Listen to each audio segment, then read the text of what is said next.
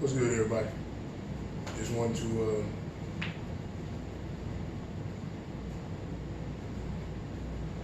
just come on here real quick, man. Just let you know your boy's doing all right. Still working on it. But I didn't want to let this day go by without, paying tribute to one of the greatest men in my life. And hopefully maybe it'll inspire some of you guys out there. Bear with me, let me get it out. So, a lot of people see the things that I have, and it's the saying, the things I have today I didn't get yesterday. And a lot of the accomplishments that are set in place or that I've achieved, I can lay tribute to one man, and that's Philip Odell Williamson. May he eternally rest in power. But I'm sharing with you how this man changed my life.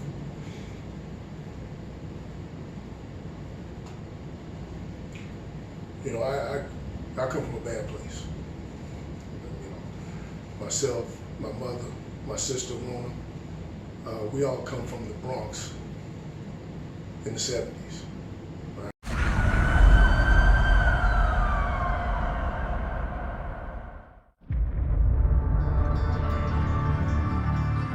I was born and raised in the Bronx. At one time, the Bronx was a thriving community.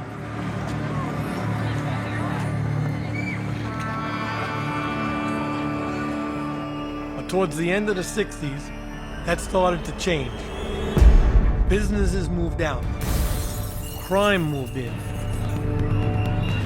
People were left with an overwhelming sense of fear and hopelessness.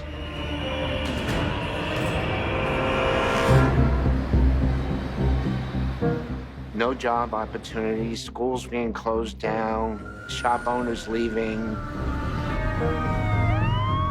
Just imagine World War II bombed out Berlin.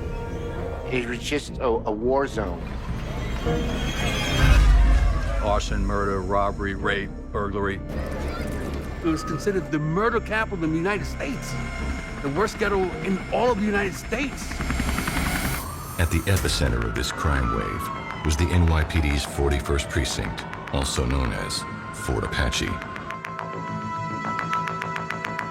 The 401 was the busiest in the city in all levels of crime. Hands down, most dangerous square mile in America. Some pretty tough patrol grounds. My mother had me when she was a teenager, and single family home. My biological father, that Temptation song, Papa Was a Rolling Stone thing, where every lady's hat was his home. That was him. Matter of fact, I have a sister Tony, biological sister Tony. We were born days apart from each other. And when I finally caught up with him, I asked him, about some of these things. My biological father, Tyrone. And I was like, well, what were you doing when we were being born? He said he was sitting in the park drinking some whiskey or some Ripple. That was what they drunk back then. Trying to figure out what the hell he's going to do with his life, what the hell he's going to do with these kids. It turns out to be a blessing. Him not raising me. There are certain things in nature of men that he represented and that I am, but I've learned to control. But I don't think it would have turned out so well with him. When I say I come from a bad place, or we come from a bad place, New York in the 70s, in the Bronx particularly, they've done documentaries on it. It was not a place to be. Definitely not a place for your kids to be. There was, you name it, it was going on, man. They held landlords to burn down apartment buildings to collect insurance and to get people out, put people on the streets. Economics was bad. That city was in a bankrupt state, that borough alone. Mayor Koch didn't know what to do. Yeah, Koch, right? For those who remember that film. But anyway, it's the nature of the city. It was animalistic. And I sure as hell wasn't doing too well in that environment. but couldn't tell me nothing. I was failing school. I was fighting every day. I was getting used. What were used? They were used. What were used? Unsatisfactory, incomplete, all that. You know, skipping school. You know, robbing people. You know, the thing.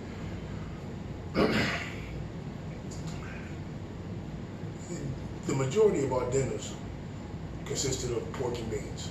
You know, that's what she could afford. T. Jones. And so the majority of our dinners was pork and beans, and you lucky if you got that. You know, I thought McDonald's was a gourmet meal, to be honest with you, bro.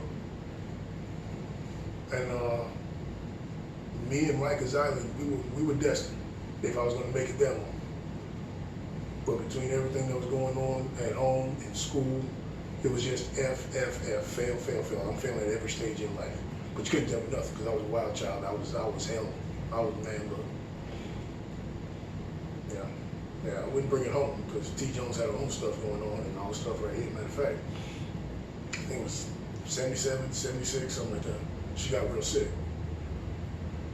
And we didn't have a lot of family in New York. I mean, I think my mother's first generation, my sister and I was second generation, and that's it, we got out. Or she got us out. My grandmother, on my mother's side, she came up from North Carolina during the Great Immigration, and my grandfather, on my mother's side, he came up from Florida during the Great Immigration. That was the Great Migrant North. That's when, you know, all the South, when, you know, Jim Crow laws and all that stuff right here, allowed us to get on trains and get the hell up out of there. That's when a lot of this great migration took place. You know, you had a lot of people from the South, a lot of black families from the South, made their way north. The mass populaces were going to New York, Chicago, and California. Look it up. I ain't got time for that. But anyway, like I said, in 76 or whatever, she got real sick, so much so that she had to go to the hospital, and you know, it was off and on a little bit, so we had to go to Queens and stay in Queens to stay with our so-called cousins. I don't even think they're cousins, to be honest with you. Because family don't do family the way we got done, or the way I got done. Bro, they used to put us, they stopped the elevators in the projects and, you know, hit the off button. And they would have cousins fight each other, or people just fight each other, kids fight each other for money. That's how they used to make money. And I was thrown in the elevator, I was a kid, man, come on. Yeah. But in all those essences, in all those ways of life, you know, it birthed a rage in me that's still raging. It still roars. And I understand, you know, when you get in so many fights, unprovoked fights, you know, violence just becomes your nature, you know. And if you're lucky, you get to control it. You get to use it in a wise fashion. And I think it was the summer of Berkowitz, the 44 caliber killer. You know, look it up. He was on our block, and some things happened, and you know, I think that was T. Jones' last draw, that she just had to sell everything she could and get us the hell out of there. And that's what she did, and I'm thankful for that. So we make it down here to Texas. When we make it down here to Texas, I think it was in the early 80s or something like that. Yeah. But when we make it down here, we meet, or T. Jones meets Philip Odell Williamson. And this man changed everything about my life. I remember when I first met him, he took me to his house in Garland. First off, a black man with a house. Oh my God, what? He took me to his house, and that's when I met Sean Kelly, rest in peace, who eventually became my stepbrother. When I met Sean Kelly, that was my old man's son, and Phil Williamson, son. And I was like, bro, you got your own room? It blew my fucking mind, yo. Cause we you know, we shared beds, we shared, you know, a lot of us in a room together, and waking up with cockroaches, eating your spit or whatever. And this kid had his own room. It had carpet. I was like, yo, are you kidding me? I couldn't, my mind is blown, bro. I used to take, back then they had those roller skates, hard steel roller skates with the shoe on top. I used to disconnect the shoe and wore those for shoes and just, threw the skates away. I used to sneak in the people's, they had a big pantry when you go to school. There's a big closet pantry. Everybody put their clothes, put their lunches in there and all the stuff right there. And then, when recess or lunch came, you go in there, get your lunch, and you go sit down and go eat. Or sometimes you just go home and go eat. But of course, we didn't have no food, so I'd purposely get to school late, and I'd be in that closet and I'd be eating people's lunches. No, I want to take a bite of this. Oh, that's good. No, oh, that's good. Oh, that's a delicious sandwich. Oh, turkey. Oh, they got ham. Oh, peanut butter. So that happened every day. And if you really, if you found out, so if you really want to get in, and I'd eat your lunch right in front of you. What? That's how bad. It was the summer of 1977. The race for mayor between Koch and Cuomo was getting nasty, and everyone in the city was looking over their shoulder, fearful one of the country's most notorious serial killers had them in his sights. Just when it couldn't get any worse, came the blackout.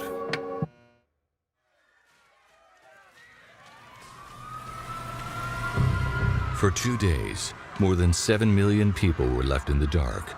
During that time, 1,600 stores were looted and almost 4,000 people were arrested. I'll never forget seeing people breaking down stores and breaking windows, and the cops being outnumbered and couldn't do much. After the blackout, it took days for the city to get on its feet again. But while the looting and rioting stopped, other crime didn't. During this time period, you throw in the arsonists and the buildings being burned, and the killings, homicide up, and people trying to survive. Crazy time. In the Bronx, the lion's share of chaos was being perpetrated by a whole new breed of criminals, street gangs. In 1967, there were an estimated 30 to 40 street gangs active in the borough. A decade later, that number had tripled. Well, one corner, you had the Bachelors, quarter, the Dirty Dozens, the Black Spades, the Nomads, and the Ghetto Brothers.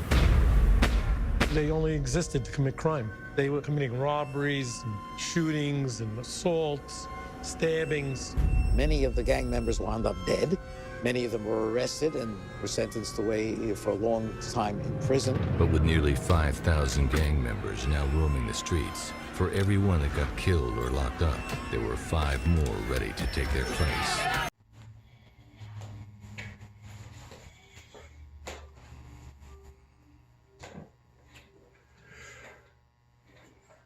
And evidently it's been so long since I've done one of these, the damn camera cut off after I was talking about eating lunches. And I almost was like, fuck it. But I kept going for like another 5 minutes after that. But instead of fuck it, I think he's definitely worth it. So I'll pick up where I left off and condense the point and then get on with my day. Point being, like I said, we came from a bad place. We made it down here to Texas. Sean Kelly has his own room. My mind is blown. A black man with a house. My mind is blown. A black man to take care of his family, wants to be accountable for his family. My mind is blown. And he showed me all this without really showing me. He it wasn't a talky-talky thing. It was more of an action thing. And how he fought for his family, fought to be there for his family. I'll share some of the internals. No, I'll save some of the internal stories, but I saw this man fight to be involved with his children's life. Again, I don't know, I'm sitting there like, huh? What a great, great man. So I took that.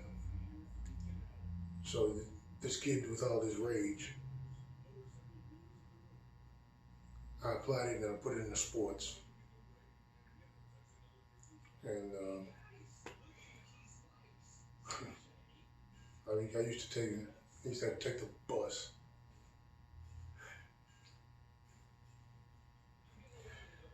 When I first started playing football, I sucked at it. I could run. Speed was always my thing. My family has a background in track, and that's predominantly what my family does is run track. But so anyway, I'm playing football, and in order to get to where we had games, because we didn't have a cop, in order to get to where I had to take the bus, right? And I would play football with a city bus pass in my socks. It's crazy. But the real crazy thing was, you get accustomed to nobody being there for you. And I look up one day and I'll never forget.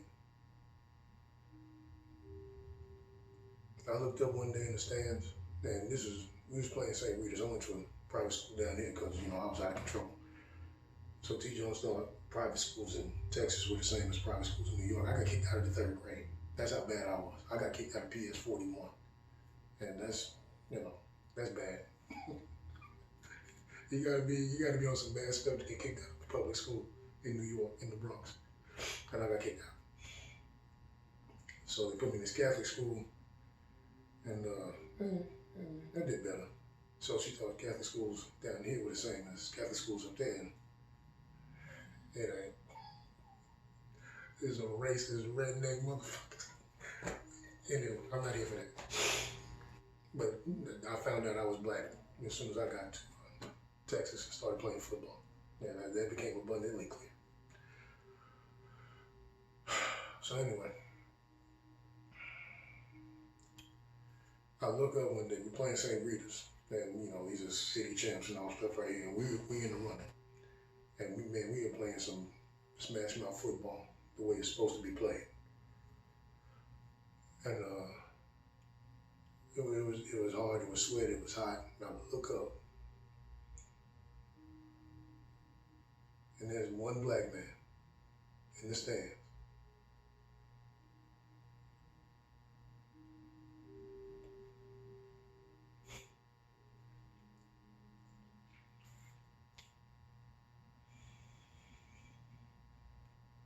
It was him.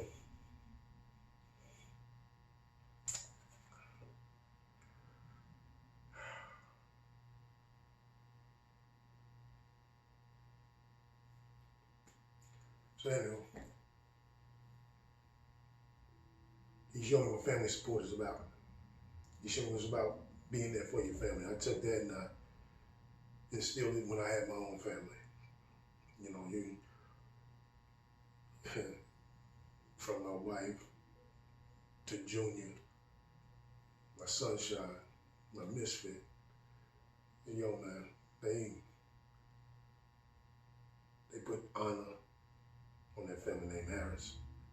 You don't disrespect it, always bring honor to it. And that's what they do. And I'm very happy about that. And that's what Ole Man instilled in me, is to be there for your family, fight for them. You gotta give them room, but when you get it, you don't let it go. And I think that's what I've done.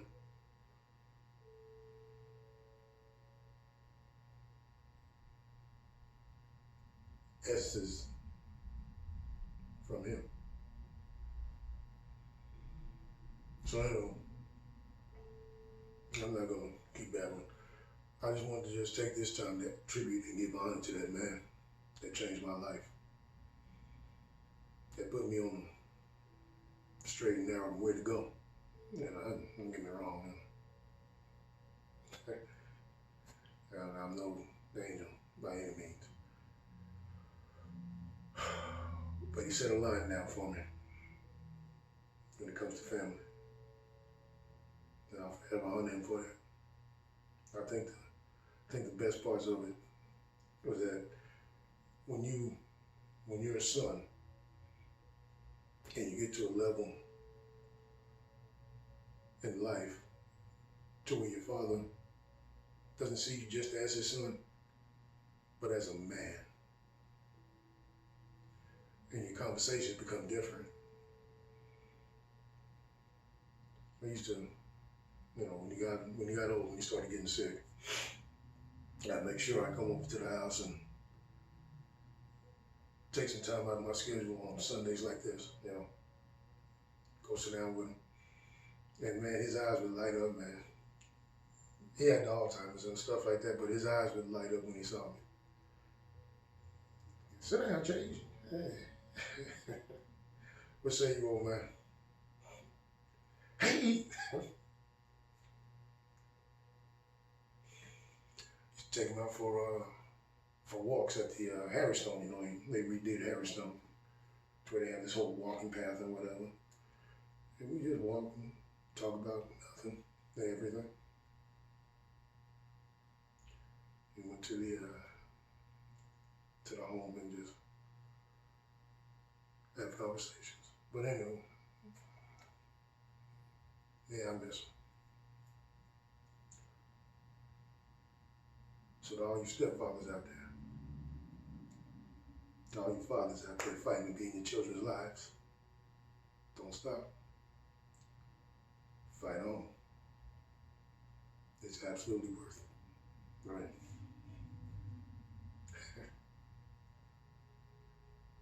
You're making a difference. I salute you. And a happy Father's Day to you, to all of you. All right? Still working on it. Y'all get there eventually.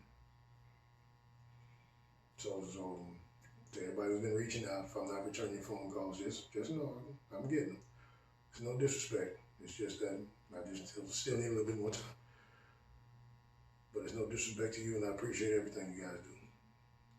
So, again, just want to take this time to give tribute to my father, my old man, my friend, who I miss very, very much.